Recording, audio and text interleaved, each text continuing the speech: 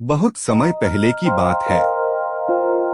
एक गांव में रामलाल नाम का एक गरीब किसान रहता था। वह बहुत मेहनती था, लेकिन भाग्य ने उसका कभी साथ नहीं दिया। उसकी छोटी सी झोपड़ी थी, जिसमें उसकी पत्नी गंगा और दो छोटे बच्चे राजू और मीना रहते थे।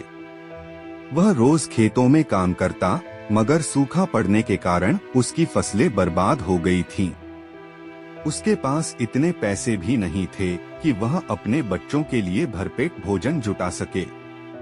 एक दिन रामलाल अपने बच्चों को भूखा देखकर बहुत दुखी हुआ। उसने सोचा कि अब उसे कुछ अलग करना होगा, वरना उसके परिवार को भूख से मरना पड़ेगा। गांव में काम मिलना मुश्किल था, इसलिए उसने पास के शहर जाकर कोई नौकरी ढूंढने का फैसला किया। सुबह सुबह रामलाल अपनी पत्नी से बोला, गंगा, मैं शहर जाकर काम ढूंढूंगा।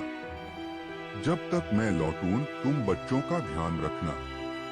गंगा ने आंसू पोंछते हुए कहा, भगवान तुम्हारी रक्षा करें, जल्दी लौट आना। शहर की कठोर सच्चाई।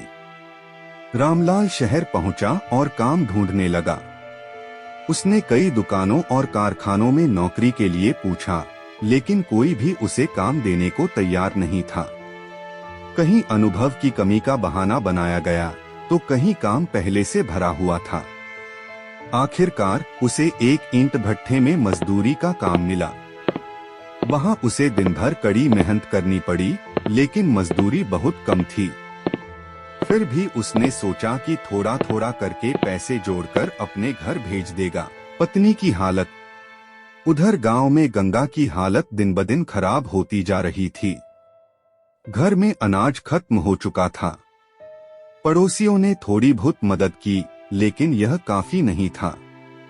छोटे छोटे बच्चे भूख से तड़प रहे थे। एक दिन मीना ने रोते हुए कहा, माँ, बहुत भूख लगी है, कुछ खाने को दो। गंगा ने मजबूरी में उन्हें सिर्फ पानी पिलाया और खुद भी भूखी सो गई। अमीरों का असली चेहरा। शहर में रामलाल ने देखा कि बड़े बड़े सेठों के घर में कितना खाना बर्बाद होता है। वे अपनी बड़ी बड़ी थालियों में महंगे पकवान खाते और जरा सा बचा हुआ खाना फेंक देते। उसे देखकर दुख हुआ कि जहां उसके बच्चे भूख से रो रहे थे, वहीं दूसरी ओर कुछ लोग भोजन की कदर ही नहीं कर रहे थे। एक दिन रामलाल को रास्ते में एक पर्स पड़ा मिला। पर्स खोलकर देखा तो उसमें हजारों रुपए थे। उसकी आंखों में चमक आ गई। उसने सोचा, अगर मैं ये पैसे रख लूं, तो मेरी गरीबी दूर हो जाएगी, मेरे बच्चे कभी भूखे नहीं रहेंगे।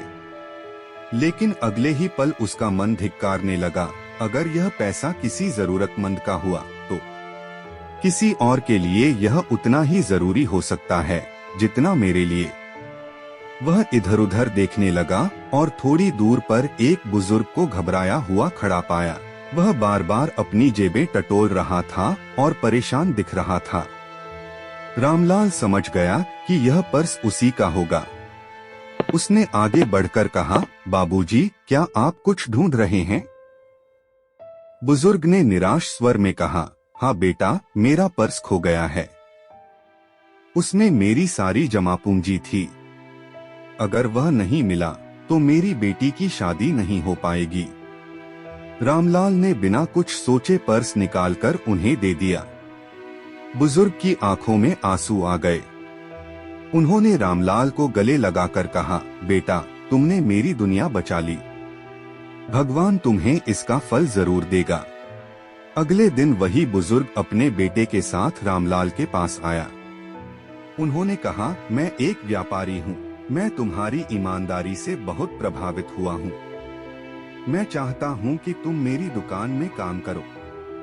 तुम्हें अच्छा वेतन दूंगा और रहने की व्यवस्था भी करूंगा। रामलाल को अपने कानों पर विश्वास नहीं हुआ। वह खुशी से फूला नहीं समाया। उसने तुरंत नौकरी स्वीकार कर ली और कुछ ही महीनों में उसकी स्थिति सुधर। उसने घर पैसा भेजना शुरू कर दिया। कुछ समय बाद वह अपने गांव लौटा तो उसके पास पर्याप्त धन था।